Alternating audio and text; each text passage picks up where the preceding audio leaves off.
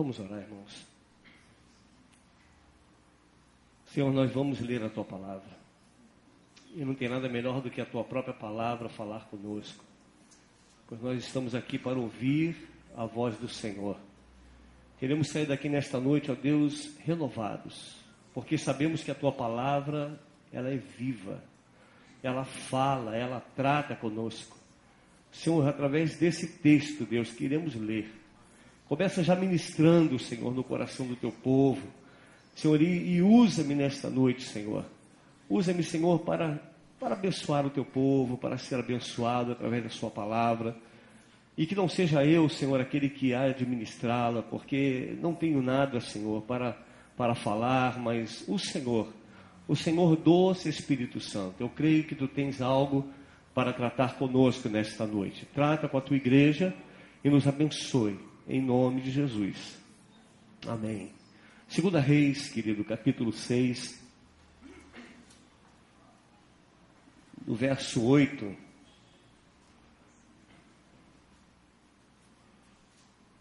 Como é que está a sua visão, irmão? Você está bem? Você está bem de visão? Está enxergando bem? Está tudo certo? Que bom. Olha o tema da mensagem: enxergando com olhos espirituais. Eu lhe pergunto de novo: você está enxergando bem? Está vendo bem? Graças a Deus. Capítulo 6, 2 Reis, a partir do verso 8 até o versículo 17, diz: o rei da Síria fez grande guerra a Israel e em conselho com seus oficiais disse: em tal e tal lugar estará o meu acampamento. Mas o homem de Deus mandou dizer ao rei de Israel: guarda-te de passares por tal lugar, porque os sírios estão descendo para ali.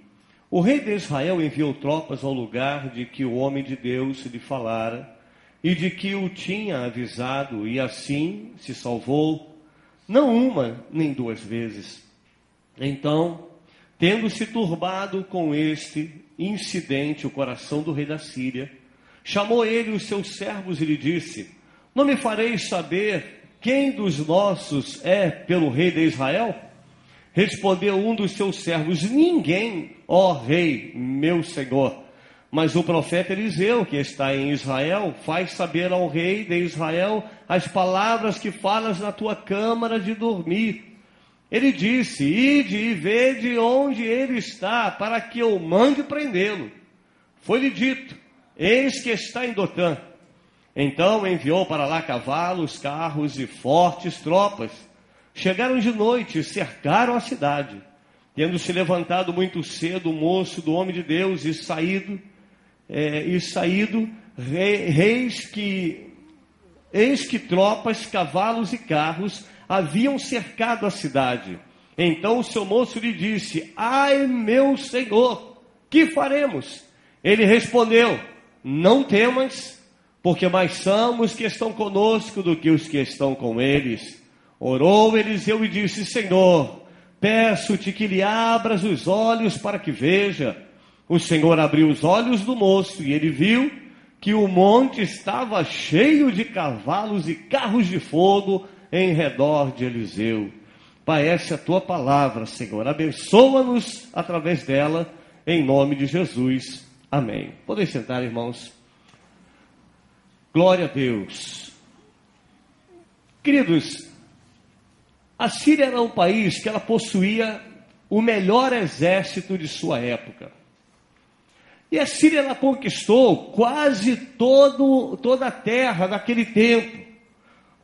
O próximo povo a ser conquistado seria exatamente Israel, o povo de Deus.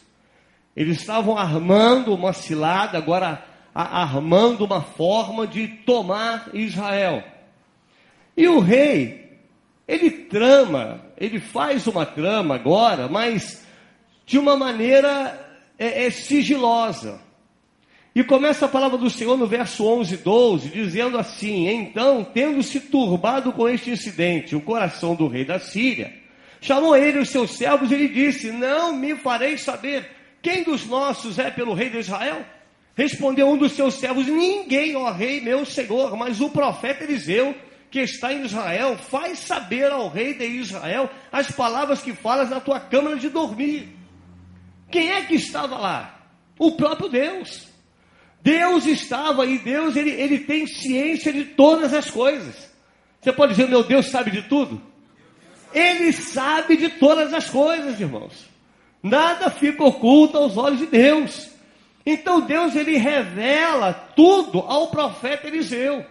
E o profeta Eliseu, por conseguinte, ele revela tudo ao rei de Israel, que automaticamente se resguarda. Então, dessa forma, Deus trazia a provisão a Israel. E aí diz o verso 14, diz assim a palavra: então enviou para lá cavalos, carros e fortes tropas. Chegaram à noite e cercaram a cidade. Tudo isso por quê? Por causa de um homem. Vamos lá, vamos prender esse homem. Mas diz a Bíblia que ele estava fortemente armado. Então não foi, por exemplo, um camburão, né? Como aqui estamos acostumados com camburão. Olha, manda um camburão lá, manda uma patrulha com 2 soldados e prenda aquele homem. Não, a Bíblia diz, querido, no verso 14, que ele enviou para lá cavalos, carros e fortes tropas. Qual era a intenção? Prender a Eliseu. E aí vem o verso 15: tendo se levantado muito cedo o moço do homem de Deus e saído, eis que tropas, cavalos e carros haviam cercado a cidade. Então o seu moço lhe disse: ai, meu senhor, que faremos? Ao ver isso, a palavra do Senhor diz que o moço de Deus, Geazi, ele se desespera. Essa foi a palavra de desespero. Ah, meu Deus, e agora? Olha como é importante acordar cedo. Quem acorda cedo aí, irmão? Quem acorda cedo é bom demais. Ele acordou cedo, levantou cedo e contemplou. Ele abriu a porta e viu o que estava acontecendo, entende? Acordar cedo é bom, né? A gente já acorda já vigilante. Então ele já foi lá e já vigiou e sabia exatamente o que estava acontecendo. E diz a Bíblia que ele se desespera. Mas aí vem a palavra do homem de Deus. Tem homem de Deus aí? Tem mulher de Deus aí? Amém? Qual foi a palavra que ele deu, querido? Verso 16 diz assim: ele respondeu: não temas. Só isso já bastaria, amém, irmãos? Amém? Não temas. Olha, Geazi, não temas. Por quê? Porque mais são os que estão conosco dos que os que estão com eles. Essas são as palavras ditas pelo profeta, dita por alguém, querido, que tem intimidade com Deus. A palavra dita por um profeta a alguém que estava desesperado. Aquele jovem, ele entra no desespero, ele escuta essa palavra do profeta. Talvez se fossem alguns aqui, diria assim: olha, o bicho está pegando, vamos correr. Não é assim? O negócio está feio para a gente, irmão. Larga tudo para ir, vamos bater em retirada. Mas o que fez o homem de Deus? Calma, não temas. Como é bom ter uma palavra para alguém, irmãos, na hora do perigo, não é? Como é bom. Como é bom você ter a palavra na sua boca na hora do desespero. Na hora que alguém está desesperado com uma enfermidade, você chega com uma palavra e diz: não temas. Eu conheço um Deus que cura, que salva e que liberta. Como é bom ter uma palavra nos lábios. E esse profeta, Eliseu, ele tinha uma palavra certa na hora certa. E olha o que diz o verso 17, diz assim: orou Eliseu e disse: Senhor, peço-te que lhe abras o quê? Os olhos para que veja. Ou seja, Senhor, eu quero cuidar do desespero dele. Ele está desesperado. Senhor, abre os olhos desse homem, para que ele veja. O Senhor abriu os olhos do moço, e ele viu que o monte estava cheio de cavalos e carros de fogo em redor de Eliseu. Então Eliseu, irmãos, ele faz uma oração agora completamente diferente, talvez de qualquer um de nós aqui. Talvez nós iríamos orar a Deus e nós pediríamos: Senhor, manda fogo do céu e mata esses homens aí, Senhor. Senhor, manda fogo, Senhor, e acaba com os meus inimigos. Mas o que pediu Eliseu? Senhor, abra os olhos dele. Abra os olhos para que ele enxergue. Eliseu, ele ora para Deus abrir os olhos de Geazi, para que Geazi enxergue o que ele estava enxergando. Querido, o interessante nessa passagem é que todos dois estavam passando pelo mesmo problema. O mesmo problema. O problema de Geazi era o problema de Eliseu. O problema de Eliseu era o problema de Geazi. Todos dois viram exército. Era o mesmo problema. Mas a questão, a diferença de um para o outro é a postura. Como é que eu estou encarando o problema? De que maneira eu estou olhando para o gigante? De que forma eu estou vendo esse exército inimigo me cercando? A questão, a diferença aqui está exatamente na postura.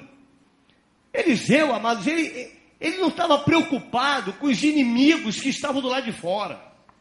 Sabe o que mais preocupou Eliseu? O que estava preocupando realmente Eliseu era o aliado cego que estava do seu lado. Você entende? Era o que preocupou. Senhor, abre os olhos dele. Abra os olhos. Essa era a maior preocupação de Eliseu, muito mais do que com o exército inimigo. Porque aqueles que confiam no Senhor, irmãos, eles avançam. Eles enfrentam o adversário. Nós estamos preparados para enfrentar qualquer adversário, quando confiamos no Senhor. E Eliseu era um homem que ele sabia o Deus que ele servia. Ele tinha confiança no Senhor. Ele diz, abre os olhos desse homem, porque não tenho como caminhar com esse cego. Não tem como. Você já imaginou o que é um cego no meio da congregação? Eu não estou falando cego material não, irmão. Cego espiritual. É muito ruim caminhar com cego. Você já andou com cego? É horrível. Você fala para o cego assim, olha, eu tenho uns projetos aí para a igreja, rapaz. Os projetos geniais para a igreja. Deus me deu, olha, é tremendo. Quando o pastor, então, ele fala isso, olha, Deus me deu uma direção. Aí o que o cego diz? Cuidado, pastor, tu vai bater. O cara interpreta errado. Pastor, olha essa direção, tu vai errado, pastor. Ó, meu irmão, olha esse projeto, cuidado. Sai para lá, cego, em nome de Jesus. Que Deus abra os teus olhos nessa noite, para que você enxergue. Enxergue, querido, que a glória de Deus que está nesse lugar, a glória de Deus que está na sua vida. Que você enxergue nesta noite, em nome de Jesus. Então Eliseu estava preocupado com o mal que uma visão poderia causar. Uma visão errada. Um cego. É como diz o velho ditado, uma laranja podre faz o quê? Estraga toda uma caixa, todo um cesto. E o interessante, irmãos, eu aprendi isso, que uma laranja podre, ela apodrece até a caixa. Sabia? Pega uma laranja podre, bota dentro de uma caixa, vai estragar as outras laranjas e a caixa vai ficar podre. Entende? Uma falta de visão, ela pode contaminar muitos. E uma falta de visão, ela pode destruir todo um projeto. O que é a falta de visão? Então era o que estava preocupando Eliseu. Então Deus, ele resolve esse problema. E Geazi, ele passa a ver.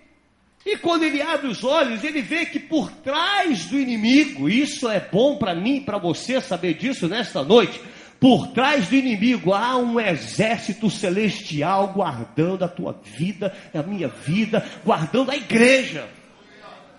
Há um exército celestial, querido, que nos guarda. Mas o que está faltando é visão. Falta-nos visão. Se tivéssemos uma visão ampliada, se enxergássemos as maravilhas de Deus, não nos desesperaríamos tanto nas horas das adversidades, na hora da luta. Você não ia se desesperar tanto. Iria usar como palavra, a palavra que Eliseu usou no verso 16. Olha, eu não tenho o que temer, porque muito maior é aquele que está comigo do que aquele que está no mundo. Essa deve ser a nossa visão. O maior inimigo é a falta de visão. O maior inimigo, irmãos. Que Deus abra os seus olhos, os nossos olhos nesta noite. E diz a palavra no verso 17, orou Eliseu e disse, Eu peço que lhe abra os olhos, Senhor, para que veja. Então o Senhor abriu os olhos do moço e ele viu que o monte estava cheio de cavalos e carro de fogo ao redor de Eliseu.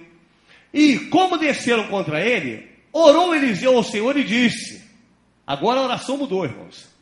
Ele orou e ele disse, fere, peço-te, esta gente de cegueira, feriu-a de cegueira conforme a palavra de Eliseu. Então Eliseu agora, ele dá uma relaxada. Bom, agora o moço já enxergou. O meu aliado agora está vendo o que eu vejo. Quem está do teu lado tem que enxergar o que você enxerga. Você entende? Você tem que andar com pessoas que têm visão, irmão. Ande com quem tem visão. Porque se você andar com cego, está arriscado ele cair num buraco e você cair junto com ele. Então temos que ter cuidado de andar com pessoas que não enxergam.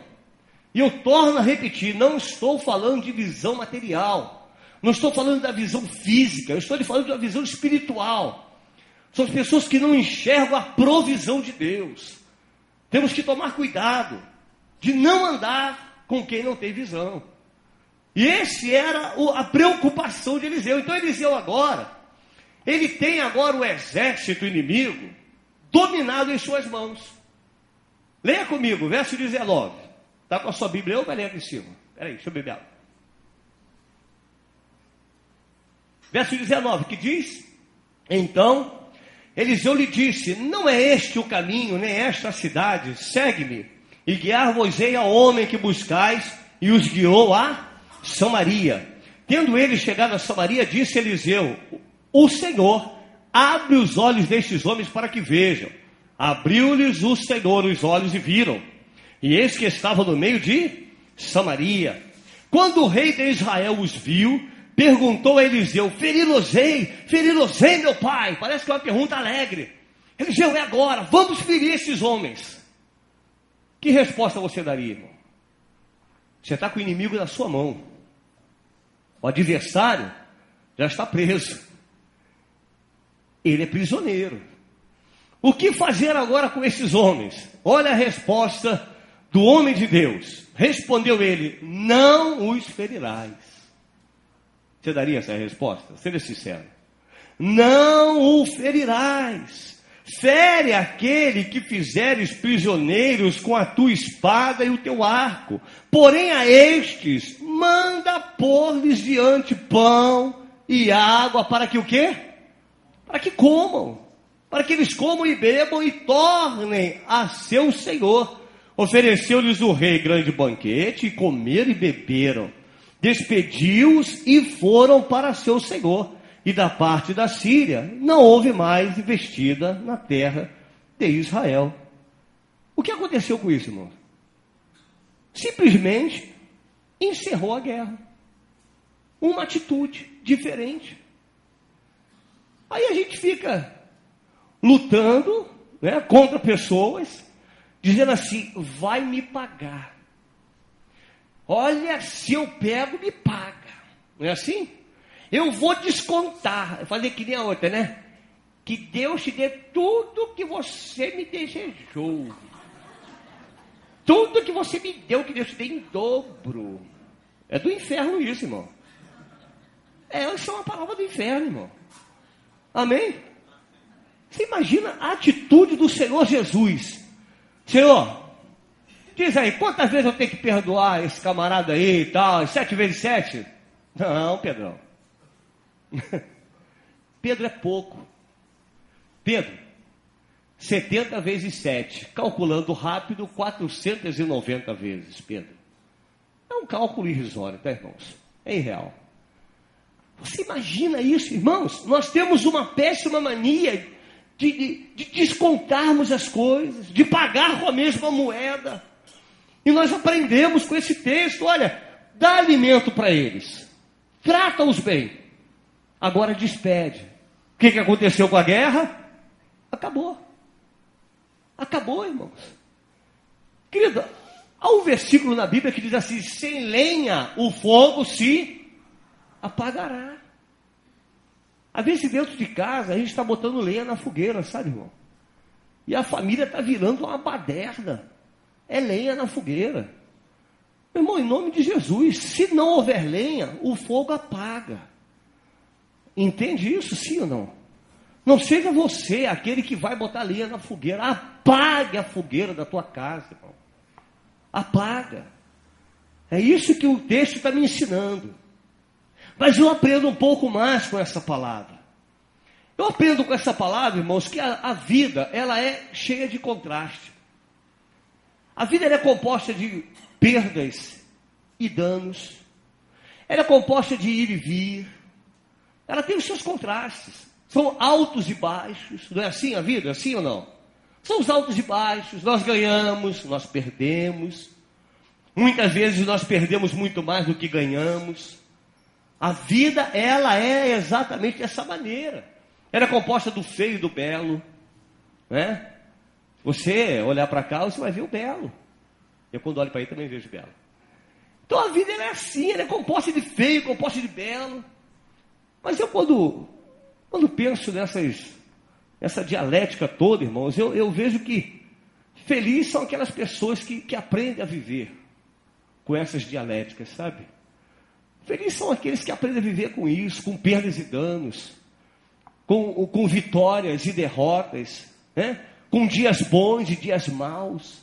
Felizes são aqueles que aprendem a viver. Feliz é aquele que vence e sabe superar a derrota. Esse é feliz. Porque vencer é bom. Mas aprender com a derrota é melhor ainda.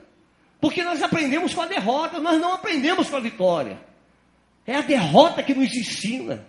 São os dias maus que nos ensinam. É no dia mau que nós aprendemos que nós temos um Deus poderoso. São nos dias maus que nós dobramos mais o nosso joelho. São nos dias maus. Então é diante das adversidades que nós crescemos.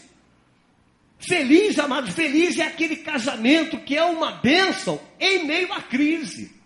Esse é feliz. Aquele casamento que sabe administrar o problema. Esse é feliz. Porque a verdade, irmãos, é que não existe ninguém que dá certo em tudo. Você vai errar em algumas coisas. Não existe ninguém aqui que só ganha. Não existe. Nem bicheiro só ganha. Um dia ele ganha uma cadeia e perde tudo. Né? Trambiqueiro é assim. Diz, eu estou na boa. Está na boa. Até quando? Até quando foi enjaulado. Aí perde tudo. Então a vida ela é assim, irmãos. A vida é feita de perdas, de danos. Mas uma coisa é certa, se nós estivermos preparados para as crises da vida, elas não vão te pegar de surpresa. Por isso que nós precisamos entender isso, que a vida ela é composta de perdas e danos. Então eu quero garantir, nós estamos chegando no final do ano. Eu quero garantir a cada um aqui. Ano que vem, você vai perder alguma coisa. Que isso, pastor? Está amarrado? Tá não, irmão, vai perder. Entende? Você pode dizer amém a isso? Ih, rapaz, foi pouco. Tem gente com medo, eu não quero perder nada não, mas vai perder, irmão. Eu tenho que te dizer isso para você se preparar para as perdas. A gente se prepara para as coisas que dão certo, a gente se prepara para que um filho dê certo. A gente está preparado para isso. A gente luta para que dê certo um casamento, para que dê certo uma vida, para que dê certo uma profissão. Mas pode dar errado. Sim ou não? Pode ou não pode? Pode dar errado. Então nós precisamos estar preparados para isso. Tem que estar preparado porque ano que vem, né, vão falar mal de você. Vão falar mal de você. Amanhã vão falar mal de você. Você está preparado para isso? Sim ou não? Está preparado para passar uma decepção? Você está preparado para passar por uma ingratidão? Então que Deus nesta noite te abra os olhos para que você veja que ao redor de todas essas coisas há um exército celestial do Senhor guardando a tua vida. Porque vai haver perdas. E nós sabemos disso, irmãos. Nós sabemos. E se nós sabemos disso, nós estaremos melhores, preparados para enfrentar o problema. Então que Deus nos prepare em nome de Jesus. Porque se estiver preparado, aí sim, nós podemos dizer com todas as palavras, com todas as letras que o próprio Eliseu falou aqui. Não temas, Não temas, não temas. Por quê? Porque muito maior, grande é aquele que está do meu lado, grande é aquele que é meu parceiro, grande é aquele que é o meu aliado, muito maior do que aquele que é o meu adversário. Nós podemos falar isso, se estivermos preparados para isso. Então se prepara, irmão. O nosso maior problema é a nossa falta de visão. Esse é o nosso maior problema. O nosso maior problema não são os Golias que se levantam. O maior problema não são os Golias, é a maneira com que você enxerga o Golias. Esse é o maior problema. O maior problema não era o exército que estava cercando, o maior problema era não enxergar o exército celestial do Senhor. Esse era o maior problema. O maior problema é a forma que nós enxergamos e encaramos o próprio problema. Esse é o maior problema. Verso 17, leia de novo, irmão. Eliseu, o que ele fez? Ele orou e disse: Senhor, eu peço que abra os olhos, abra para que ele veja, Senhor, eu quero que ele veja. Então os inimigos de Eliseu e Geazi eram os mesmos inimigos. Era isso que ele queria. Olha, Geazi, eu já vi os inimigos. Meu irmão, presta atenção nisso. Tem inimigos sim. Você tem adversários. Você tem luta sim. Mas peça a Deus: Senhor, abra os meus olhos, Senhor, para que eu veja, Deus, para que eu veja a provisão. Abra os meus olhos para que eu veja a sua glória, para que eu não fique com a minha vida estagnada por causa do inimigo. Porque os inimigos, eles existem, eles irão sempre existir. E você vence uma batalha hoje, vai ter que vencer outra amanhã. E está arriscada a batalha de amanhã você perder. Mas tem que estar preparado também para perder as batalhas. O que era diferente era a visão de um e de outro. O que é diferente é a postura. Em nome de Jesus, queridos, se prepare para as batalhas. Se prepare não somente para vencer, mas esteja preparado também para as perdas. A gente não gosta de ouvir isso. Porque a gente está acostumado hoje, é como o pastor, ele bate muito nessa tecla, e é muito bom. Eu vou bater um pouquinho também. A gente está preparado para culto de vitória, é vitória. A vitória maior você já tem, é Jesus na tua vida. Essa maior vitória, você estava no inferno, querido, e hoje você é cidadão do céu. Essa é a maior vitória. Então você e eu, nós precisamos nos preparar. Desde que a vida existe, existem as batalhas. Desde que existe o mundo, existem os problemas, irmãos. E os problemas são iguais para todos. Abra sua Bíblia comigo em Eclesiastes, no capítulo 9 de Eclesiastes. Abra sua Bíblia lá. Livro de Eclesiastes. No capítulo 9. Vamos ler apenas 3 versículos, do 1 ao 3. Deveras, o quê? Me apliquei a todas essas coisas para claramente entender tudo isso. Entender o quê? Que os justos e os sábios e os seus feitos estão nas mãos de Deus. E se é amor ou se é ódio que está à sua espera, não o sabe o homem. Tudo lhe está oculto no futuro. Tudo sucede igualmente a quantos, irmãos? A quantos? Então inclui a igreja. Você é a igreja, amém? Então nós estamos incluídos. O mesmo sucede ao justo, ao perverso, ao bom, ao puro e ao impuro. Tanto ao que sacrifica como ao que não sacrifica. Ao bom como ao pecador. Ao que jura como ao que teme o juramento. Este é o mal que há em tudo quanto se faz debaixo do sol. A todos sucede o mesmo. Também o coração dos homens está cheio de maldade. Nele há desvarios enquanto vivem. Depois, rumo aos mortos. Então a palavra do Senhor, ela me garante que mesmo para quem é crente, quem não é crente, os problemas acontecem. As lutas, elas acontecem. Elas vêm para mim, elas vêm para você, acontecem as mesmas coisas. As mesmas coisas, nós estamos sujeitos a passar por adversidades, a passar por lutas, a sofrer males, nós estamos sujeitos a tudo isso. Mas a diferença está exatamente na forma em que nós estamos encarando cada problema da nossa vida. Aí está a grande diferença.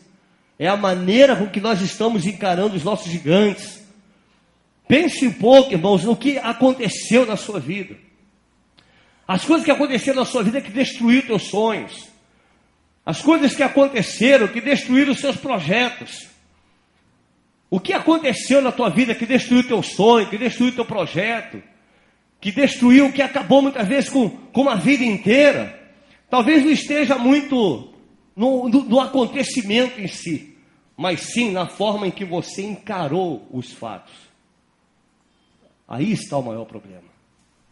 Não é o acontecimento em si, mas é a maneira que você viu as coisas acontecerem e a maneira que você encarou os problemas propriamente dito. Esse é o maior problema. Então, se prepare, porque os próximos dias, os próximos anos, não são diferentes. Vai ter dia de vitória, amém, irmãos? Mas vai ter dia de derrota, amém? Isso. Vai ter dias bons, amém? Mas vai ter dias maus. Vai ter um dia que você vai sorrir, mas vai ter noite que você vai chorar. Porque a palavra do Senhor diz que o choro ele pode durar uma noite, então é porque existe o choro. Ele pode durar uma noite, então vai haver choro, mas haverá alegria. Haverá alegria. O que Deus nos trata nessa noite é que para que nós estejamos preparados para as adversidades. Eu creio que essa palavra, ela está servindo para mim, irmãos. Não sei se está servindo para você. Mas quando eu estava estudando essa palavra, eu disse, Deus, o Senhor começou a falar comigo já aqui no estudo. Então que Deus abra os seus olhos, para que você veja a glória de Deus na tua vida, irmão. Assim como foram abertos os olhos de Geazi. Que Deus abra os seus olhos. Peça a Deus nessa noite que te dê visão em 3 direções. Primeiro, peça ao Senhor que abra os seus olhos para que você olhe um pouco mais para dentro. Peça ao Senhor. Senhor, eu preciso fazer uma introspecção. Eu preciso fazer uma autoanálise. Como diz Paulo em 1 Coríntios, no capítulo 11, no verso 28, analise-se, pois, o homem a si mesmo. Analise-se o homem a si mesmo e, assim, coma do pão e beba do cálice. Ou seja, eu posso participar das coisas espirituais depois que eu olhar para dentro de mim. Primeiro eu tenho que fazer uma introspecção. Eu tenho que olhar como é que está a minha vida. Antes de eu me relacionar com Deus, antes de eu ter um relacionamento aberto com o Senhor, eu preciso me analisar, examinar, fazer um autoexame da sua vida. Porque às vezes nós queremos entrar na presença do Senhor de qualquer maneira e precisa ter uma visão do interno e olhar para dentro de si. E quando a gente olha para dentro, irmãos, a gente percebe que nós estamos fazendo muito mal a nós mesmos. Quando a gente consegue olhar para dentro de si mesmo, nós precisamos olhar e analisar se nós estamos sendo aprovados ou reprovados pelo Senhor. Essa é a análise que nós precisamos fazer. Pedir a Deus, Senhor, abre os meus olhos, eu quero enxergar o meu interior. Porque para ser aprovado, querido, requer renúncia. Renúncia. Para ser aprovado pelo Senhor. Nós não queremos renunciar a muitas coisas. Nós não queremos fazer sacrifícios. Sacrifício de adoração, de louvor, de estar presente, de se fazer presente. Querido, muitas vezes não queremos esse sacrifício. Nós queremos ficar na zona de conforto. Então que Deus nos dê uma visão do nosso interior. Sabe que muitas pessoas não vão mais adiante porque não tem sido aprovado pelo Senhor. Por isso não vão mais adiante. Mas o Senhor quer te abençoar nessa noite. O Senhor quer abençoar a tua vida, amado.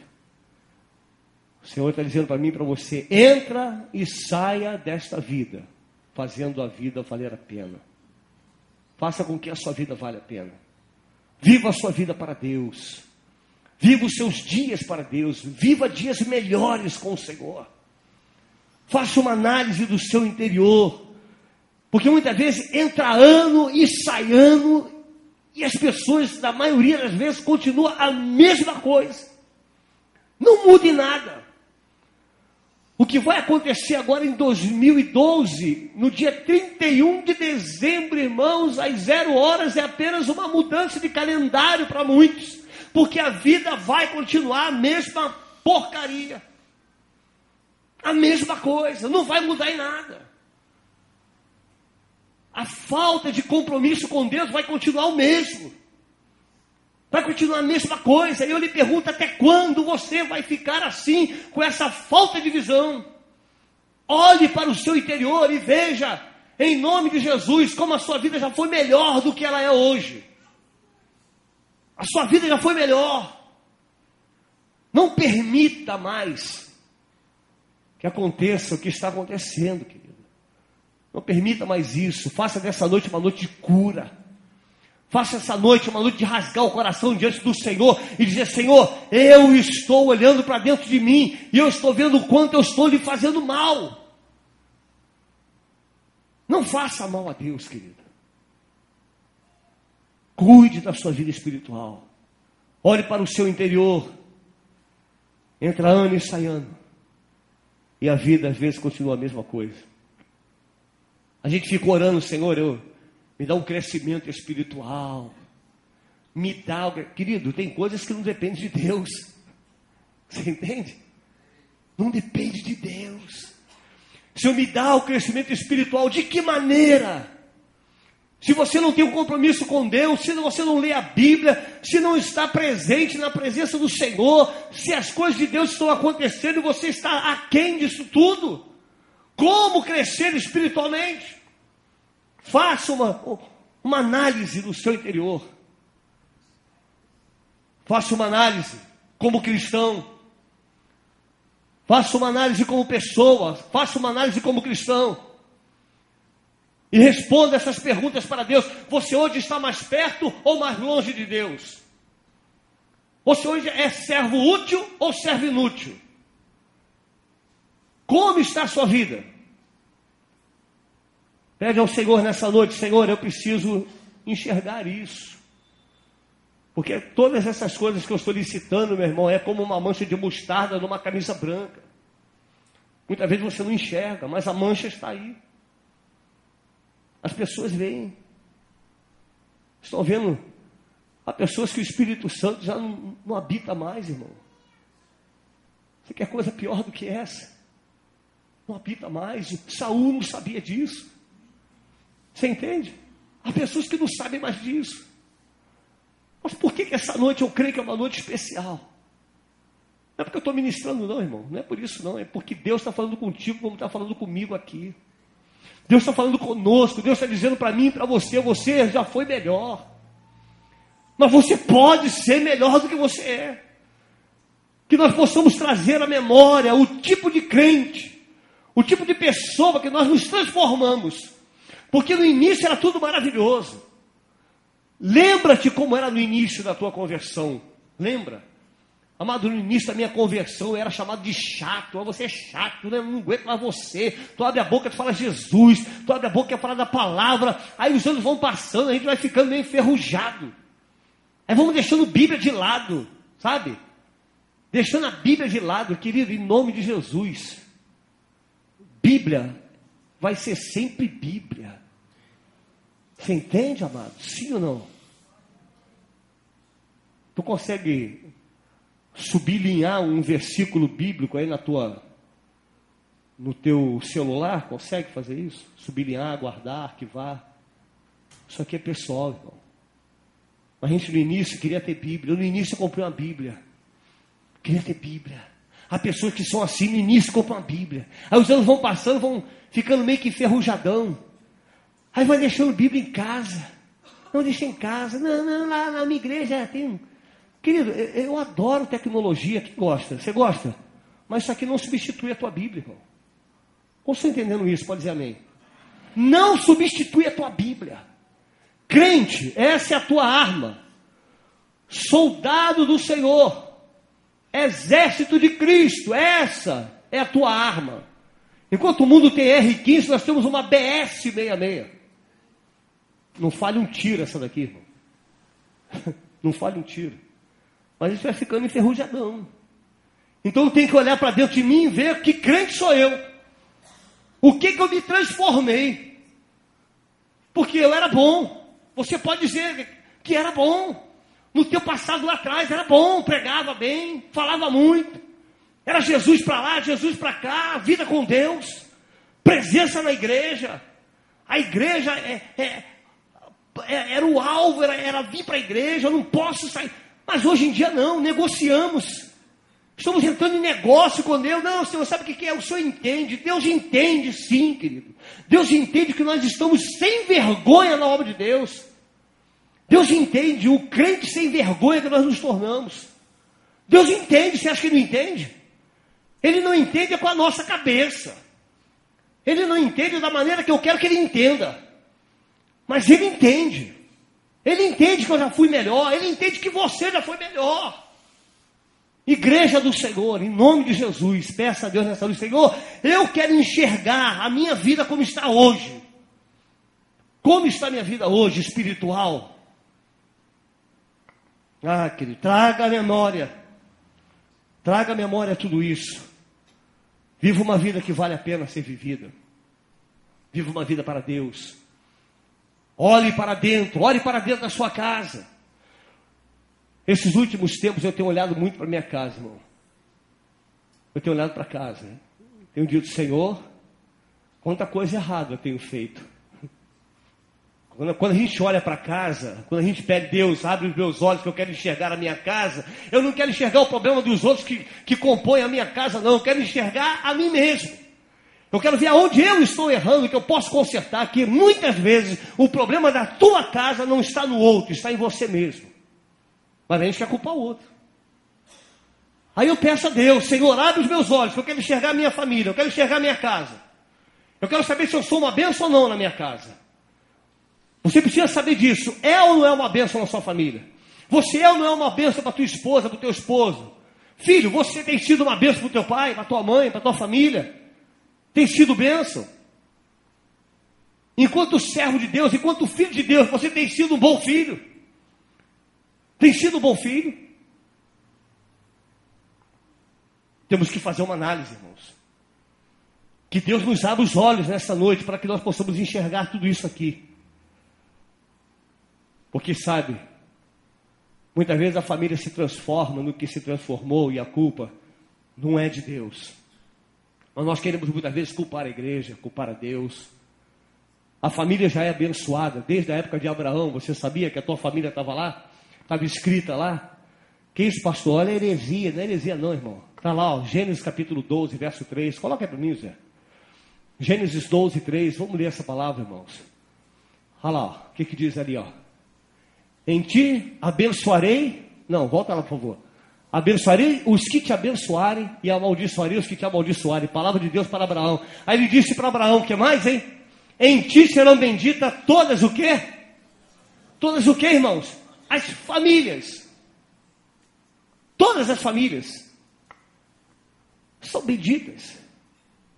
Todas as famílias. E o que nós transformamos na nossa família? Pense nisso, irmão. Lute para ser melhor. Lute para ser melhor do que aquilo que você se transformou. Essa palavra muitas vezes a gente não gosta de ouvir, assim como ela me fere muito. E fere mesmo. Porque ela corta para os dois lados, tenha certeza disso. Que Deus nos abra os olhos. Que Deus abra os teus olhos para que nós possamos enxergar que nós podemos ser melhor. Você pode dizer, eu posso ser melhor do que sou. Eu posso ser melhor. Abra os olhos. e olhe para frente. O que é olhar para frente? Olhar para frente é você deixar o passado no passado. Aonde que nós vamos deixar o passado? No passado.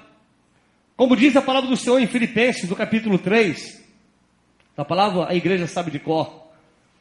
Filipenses 3. Vê se está aí. Você achou aí na sua Bíblia? Vamos lá, irmão. Vamos ler Bíblia, hein? Palavra do Senhor. Versículo 13 e 14. Irmãos, quanto a mim, não julgo havê-lo alcançado, mas uma coisa faço, esquecendo-me de quê? Do passado, irmãos. Esquecendo-me do passado. Das coisas que para trás ficam, é o passado. Então eu quero me esquecer do passado e avançar para onde? Para os que estão no futuro, para os que estão adiante de mim. É o que Paulo está dizendo. Prossigo para o alvo. Quem é o alvo? Meu alvo é Cristo. Amém, irmãos? Eu prossigo para o alvo, para o prêmio da soberana vocação de Deus em Cristo Jesus. Então eu tenho que avançar. Eu não posso olhar para trás, eu não posso ficar parado no meu passado. Então eu tenho que olhar para frente. É isso que é necessário. Não permita que o passado, as coisas que você passou na sua vida, venha invadir o teu presente e aniquilar o teu futuro. Porque é isso que acontece. Quando o passado ele invade o presente, quando a gente traz o passado para o presente, acontece uma coisa muito simples. A gente não consegue viver uma vida no presente, uma vida confortável, uma vida amorosa, uma vida com Deus. Nós não conseguimos, porque estamos vivendo só o passado no presente. E, consequentemente, não conseguimos projetar o futuro. Porque estamos parados no passado. Então, olhe para frente. Olhe para frente. O importante de tudo é o que você e eu, o que nós estamos fazendo com aquilo que nos fizeram. Você está alimentando isso a vida inteira? Vai alimentar quanto tempo mais? Quanto tempo mais você vai ficar alimentando essas coisas dentro de você? Então abra os seus olhos e olhe para frente. Você não vai mudar em nada do passado. Já passou, aconteceu, não vai mudar. Mas você pode construir um amanhã melhor. Pode construir um amanhã melhor do que foi o teu ontem. Já pensou nisso? Construir um amanhã melhor do que foi ontem. Olhar para frente, irmãos, é perdoar. Olhar para frente é perdoar. Olhar para frente é aprender a perder gente. Isso é olhar para frente. Como assim, pastor? Vou aprender a perder gente. Tem gente que fica amarrado no amor, que não te ama mais há muitos anos. Já te mandou embora, foi embora, você está sofrendo aí há anos. Já foi embora, querido, querida, amada do Senhor. Já foi. Mas eu amarro a minha vida no meu passado e não consigo viver o meu presente, por isso não projeto o meu futuro. E a vida está amarrada. Olhe para frente. Aprenda a perder gente. Foi muito difícil para mim, entenda bem, muito difícil quando minha filha casou, irmãos. Ali eu vi o que é perder gente. Que isso, Paulo? Você ganhou um genro. A gente fala essas coisas. É verdade, Lu. É verdade, eu falava com o seu, pastor. A gente fala essas coisas para botar um pano por cima. Não, você ganhou uma nora, ganhou um genro. Ganhou não, porque você perdeu um filho, perdeu uma filha. A verdade pura é essa. Saiu de casa, a casa está vazia, o quarto está vazio. Há uma amputação, você entende isso? Mas a gente começa o que? Administrar. Nós temos que aprender a perder gente. E aprender a perder gente é olhar para frente. Olhar para frente. Passou, irmão, acabou, casou, adeus, foi. Temos que aprender. Senão nós vamos viver amarrado no passado. E não consegue viver o presente, irmãos. Continua sonhando. Continua sonhando, vivendo, olhando lá para frente, sonhando com um futuro melhor. Porque olha, querido, uma coisa é certa. Não há nenhuma realidade que não tenha nascido de um sonho. Então sonha. Sonha. Não deixa que o passado atrapalhe teu sonho, atrapalhe seus projetos, viu? Comece a enxergar a coisa diferente. E por último, irmãos, para encerrar, que Deus abra os nossos olhos para que nós possamos olhar para o alto. Que Deus abra os nossos olhos para que nós possamos enxergar o que vem do alto. Como diz o salmista no Salmo 121, você conhece de cor, mesmo conhecendo, é bom ler. Elevo os meus olhos para onde? Para o alto. Eu elevo os meus olhos para o alto. Eu elevo os meus olhos para os montes. Por quê? É lá de onde me virá o socorro. De onde me virá o socorro? De onde? O socorro vem do Senhor que fez os céus e a terra. É mudança de visão. É olhar para o alto, querido. As pessoas hoje estão muito focadas na terra. Estão olhando para a terra. E olhando para quê? Para dinheiro, para negócio, é business, é show, é sucesso. As pessoas estão focadas na terra. E existem igrejas assim, ó, que estão olhando para a terra. Estão esquecendo de olhar para o alto. Para o alto.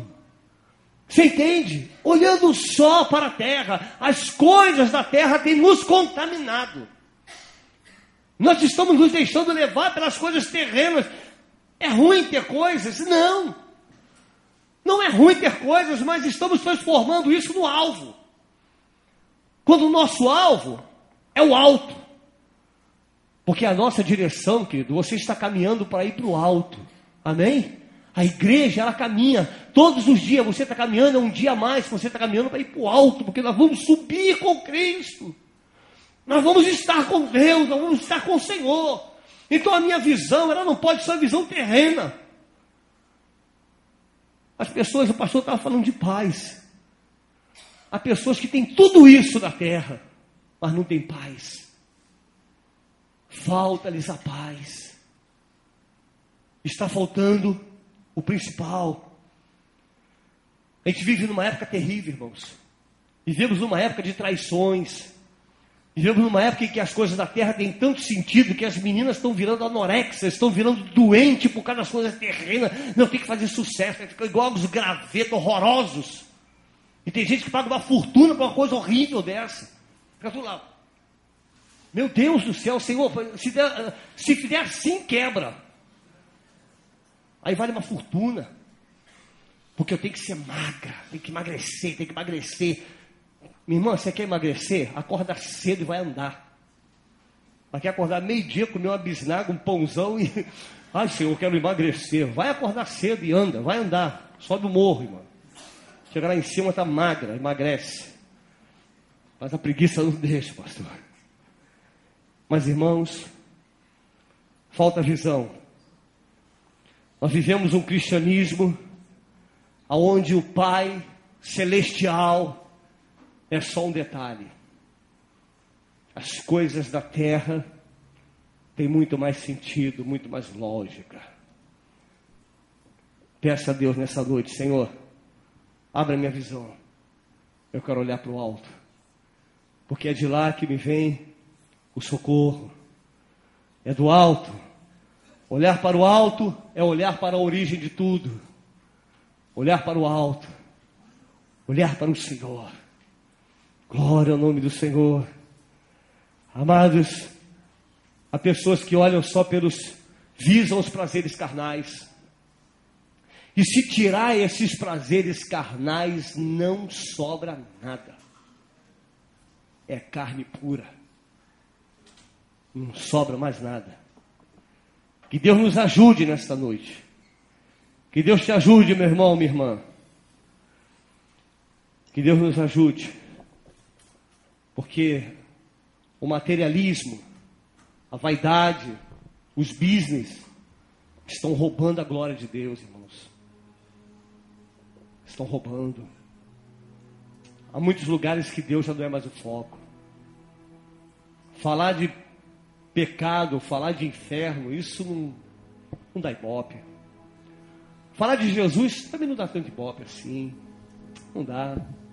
Falar de um carpinteiro que entregou a sua vida, morreu na cruz, ressuscitou, por amor a nós, não dá mais ibope. O que dá ibope é falar das coisas terrenas. É o que as pessoas querem ouvir. Porque são cegos. E o cego é assim, o cego se guia pelo que escuta. Sabe, está escutando, está se guiando. E o cego, ele é assim. Que Deus nos abra os nossos olhos. Que você possa enxergar a glória de Deus. Fala para o Senhor: se eu de ti me afastar, por mim amor mostrarás. Abre minha visão para as tuas obras eu ver. Vamos pedir isso ao Senhor nessa noite. Vamos colocar de pé. Faça desse louvor a tua oração, Senhor. Peça para Deus: Senhor, abra a minha visão, que eu quero ver a tua glória.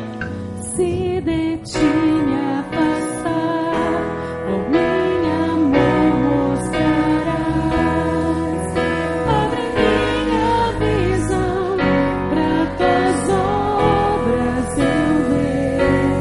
Quando eu não enxergar, sei que me guiarás.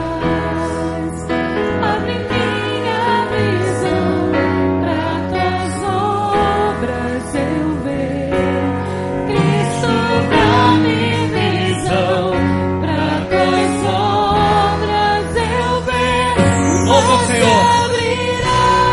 Louva Ele, irmãos. Povos virão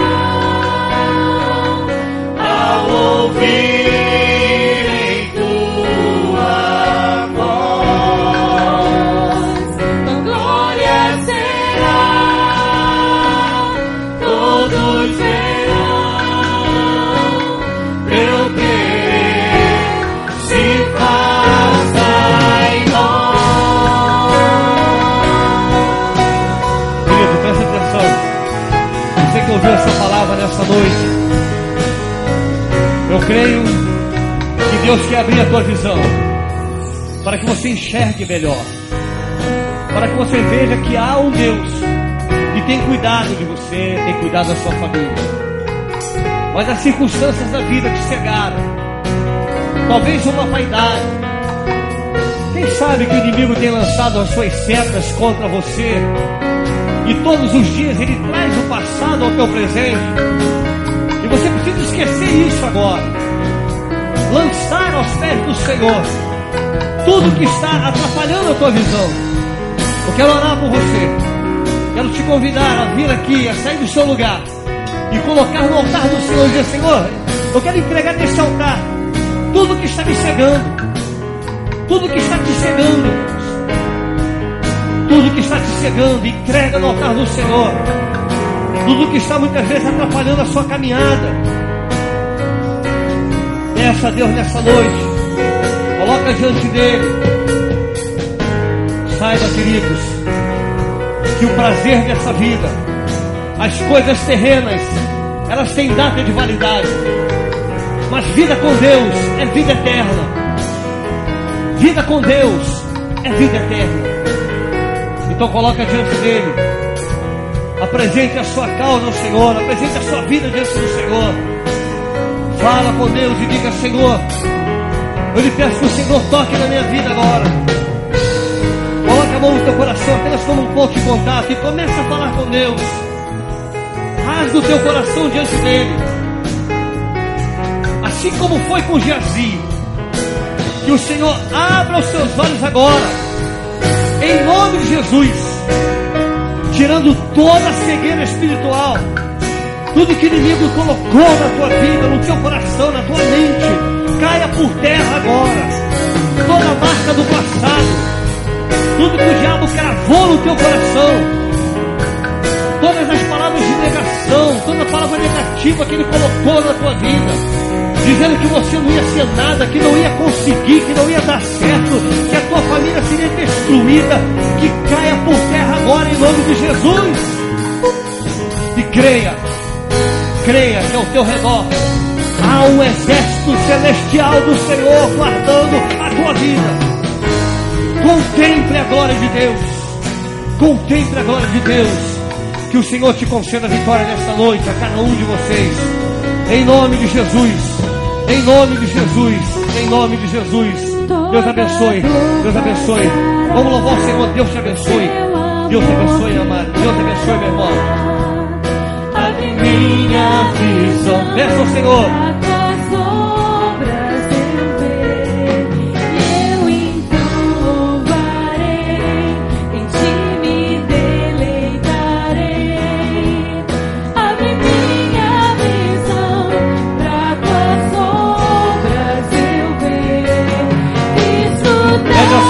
Pede ao Senhor.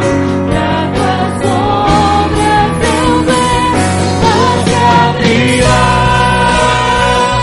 Povos virão ao ouvirem tua voz. Glória será, todos verão teu querer se faça em nós. o teu querer, Senhor. Pede ao Senhor nessa noite, querido. Pede ao Senhor para abrir a tua visão. Abrir a visão da tua família, da tua casa.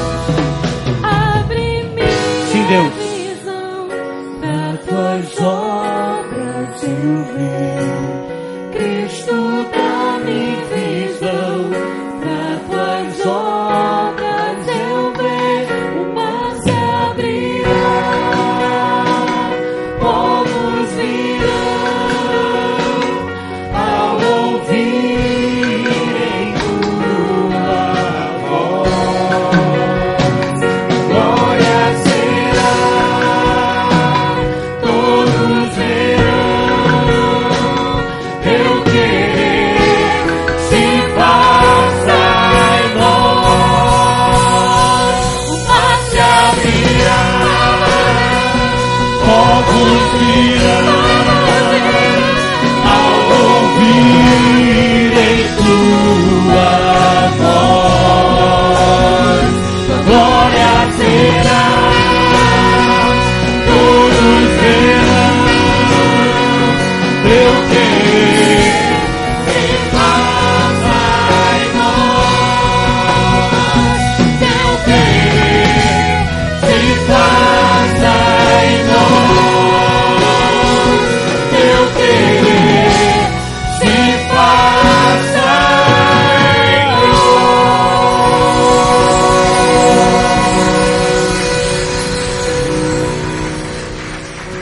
Glória ao nome do Senhor.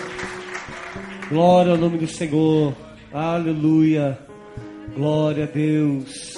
E você foi abençoado, querido. Agradeça a Deus nessa noite. Pai, muito obrigado, Deus.